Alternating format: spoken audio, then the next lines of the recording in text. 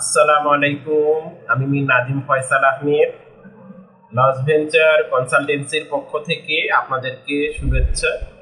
প্রতিদিন আমি business related একটি টপিকস নিয়ে আলোচনা করে থাকি। তারই ধারাবাহিকতায় আজও একটি বিজনেস রিলেটেড টপিকস নিয়ে আলোচনা করব। আজকের আলোচনার বিষয়বস্তু হচ্ছে মিউচুয়াল ফান্ডের সুবিধাগুলো কি কি। এটি নিয়ে আজকে আমরা পার্ট 3 মিউচুয়াল ফান্ডের উপর আলোচনা করছি। সামনে ইনশাআল্লাহ আলোচনা করব মিউচুয়াল ফান্ড নিয়ে। তো আমাদের আজকের এই আলোচনা লস ভেঞ্চার কনসালটেন্সির ইউটিউব চ্যানেল এবং আমাদের ফেসবুক পেজ উভয় জায়গায় আমাদের এই ভিডিওটি দেয়া থাকবে। অবশ্যই আপনারা আমাদের লস ভেঞ্চার কনসালটেন্সির ইউটিউব চ্যানেলটি সাবস্ক্রাইব করে রাখবেন।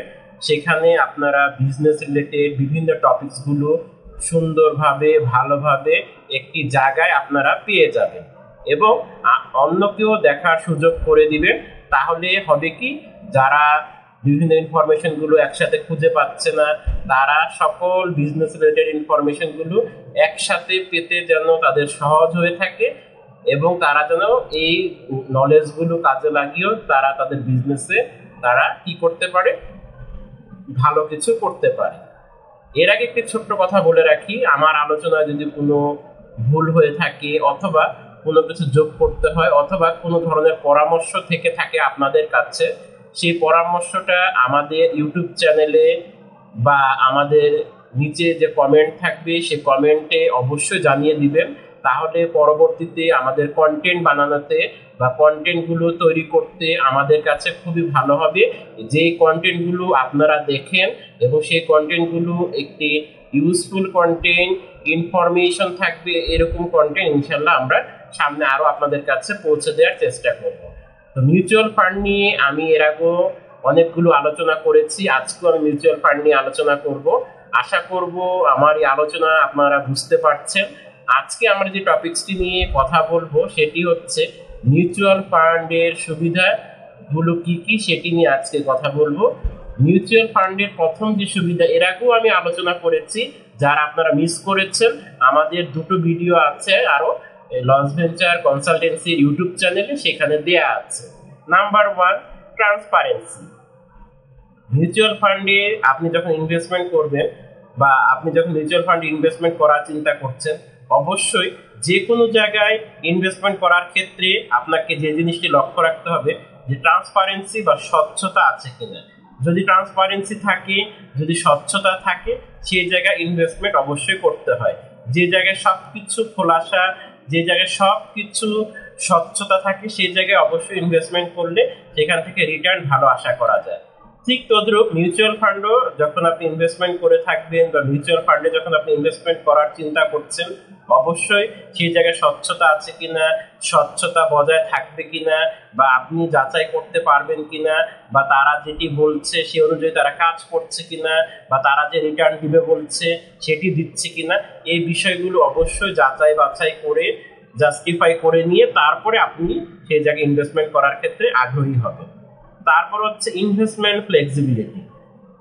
আপনি যখন মিউচুয়াল ফান্ডে ইনভেস্টমেন্ট করবেন, এখানে একটি ফ্লেক্সিবিলিটি আছে, অর্থাৎ আপনি কম করতে পারবেন বা বেশি করতে পারবেন, সেটি অ্যাজ এ ইনভেস্টর হিসেবে সেটি আপনার উপর নির্ভর করছে।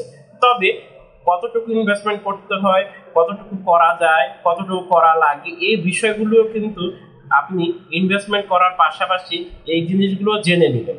অ্যাজ এ রেজাল্ট হবে কি, আপনি বুঝতে পারবেন যে আপনি কত টাকা ইনভেস্টমেন্ট করছেন আর কত টাকা ইনভেস্টমেন্ট করতে পারবেন, বা এখানে কি আনলিমিটেড ইনভেস্টমেন্ট করা যাবে নাকি, বা এই জায়গায় কি যাবতীয় ইন ডিটেলস আপনি ভালোভাবে বুঝে শুনে তারপরে আপনি ইনভেস্টমেন্ট করতে পারবেন। তবে এখানে যে সুবিধাটা আমি আলোচনা করেছি সেটি কিন্তু ফ্লেক্সিবিলিটি আছে ইনভেস্টমেন্টের ক্ষেত্রে, এই জিনিসটি অবশ্যই আপনাকে বুঝতে হবে।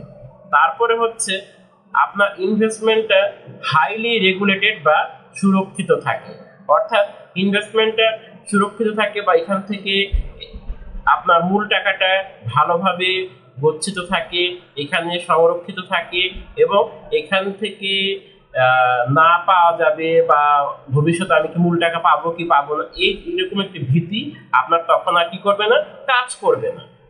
তারপর হচ্ছে অনেকে আছে যাদের নিজস্ব বিজনেস শুরু করার সময় নেই বা নিজস্ব বিজনেস তারা শুরু কিভাবে করবে, কিভাবে তারা একটি বিজনেস নিয়ে সামনের দিকে এগিয়ে যাবে সে নলেজ নেই, বা কিভাবে তারা বিজনেস নিয়ে সামনের দিকে এগিয়ে যেতে পারে, বা তাদের কিভাবে বিজনেস নিয়ে সামনে এগিয়ে যাওয়া উচিত।